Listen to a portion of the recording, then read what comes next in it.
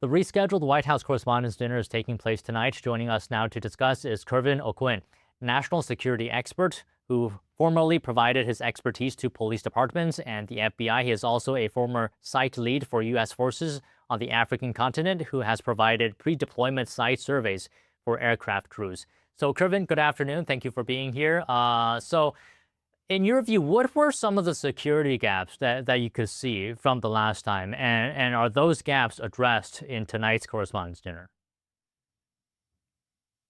Yeah, well, first of all, Don, thanks for having me on, and that's an excellent question. It's the right question to be asking, because what originally happened during that dinner, that correspondence dinner, is that the security apparatus was really reactive as opposed to being proactive. So this happened just like it's going to happen tonight in a resort hotel room or I'm sorry, a hotel area, so a conference room in that hotel. And there really wasn't that much security outside of the hotel for the original correspondence dinner. It all happened within the hotel lobby and then getting into the conference room. And then the security was really reactive to things that were happening. So there was kind of this lull about nothing's really going on. The correspondence dinner is happening where they were midway through that correspondence dinner. And as you could see in the video that was released, a lot of the security there were just sitting around what we would call lollygagging around, just waiting for the correspondence dinner to end. And I think that is where we found the problems and the gaps that happened. And another thing, our reporters who went to the correspondence dinner last time, some of them were saying that the tickets from that dinner had a lot of similarities to tickets from previous dinners. So essentially, I mean, it's possible somebody could use a previous dinner's ticket, being uninvited, and could potentially get in. But this time, I think that has been corrected as well because our reporter, again, today told us that there's going to be QR codes for every reporter. So that's something different. But for you, do you think, what was the biggest lesson from last time that you think was learned for you? Yeah, for me, I think it's that it wasn't a closed event, right? So the hotel was still allowing patrons and residents of that hotel to enter and exit the hotel without any security there.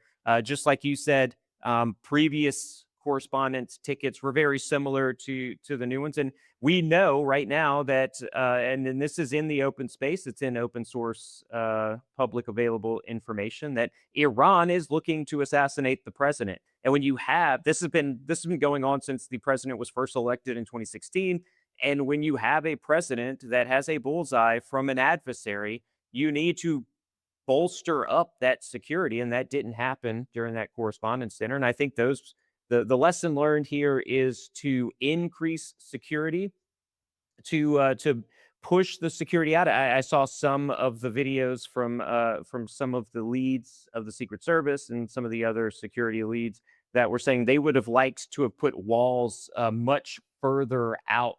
So increase that perimeter. That's really what you want to do when you're doing a site survey. You want to test the perimeter, push that perimeter out so that no one else can get in, and then identify who's coming in and that those are the legitimate people who should be there. So there should not be a hotel apparatus that is just letting people in and out. It should be a closed event, and there should not be reactive reactions from the Secret Service. There should be proactive measures that are put in place.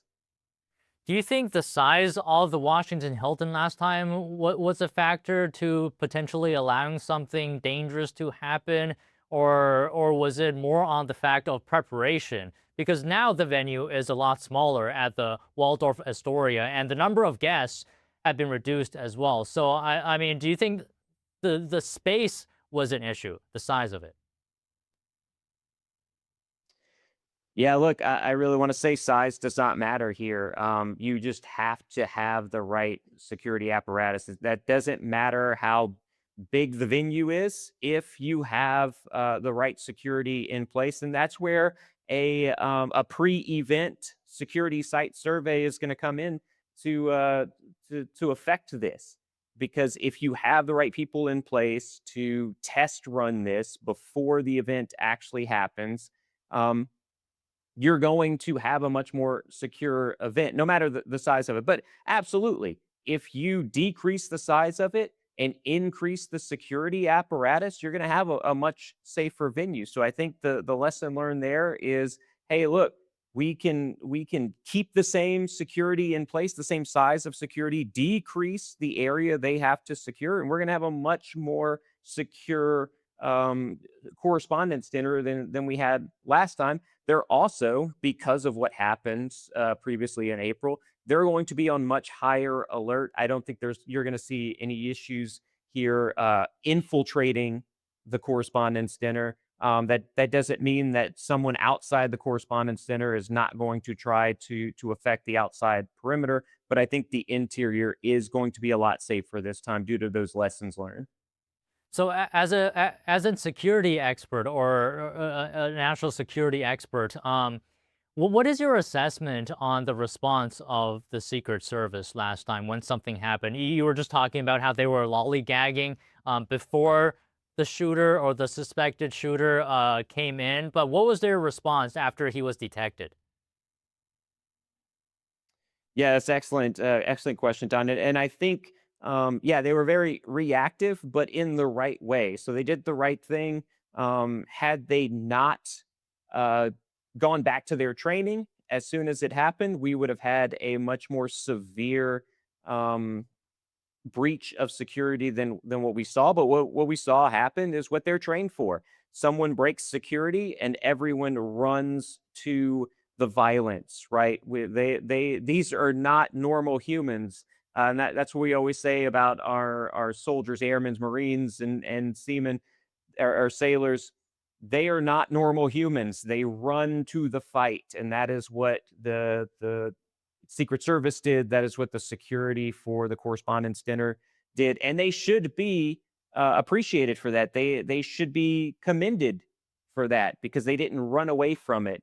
They went towards the violence, and not everyone can say that they would do that. Right, right. Okay, let me just ask you one last thing here. What is the importance of rescheduling this dinner? Because would canceling the dinner permanently send a message that political violence is rewarded? Yeah, that absolutely could be it. Look, what does the correspondence dinner actually do? I mean, it's something that President Trump has not even attended in the past.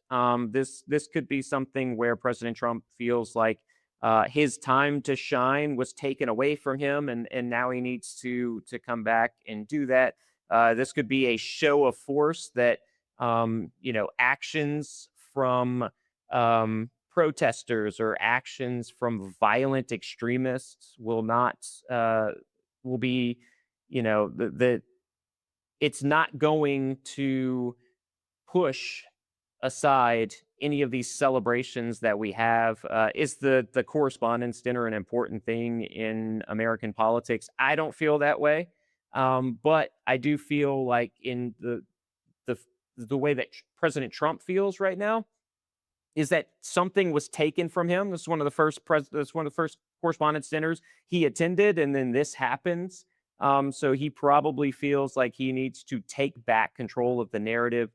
And then a successful correspondence dinner is going to it could possibly change a midterm election. That is something that his people are probably telling him right now. All right. Appreciate your comments today, Kervin. Have a great weekend. Thank you so much. Stay safe out there.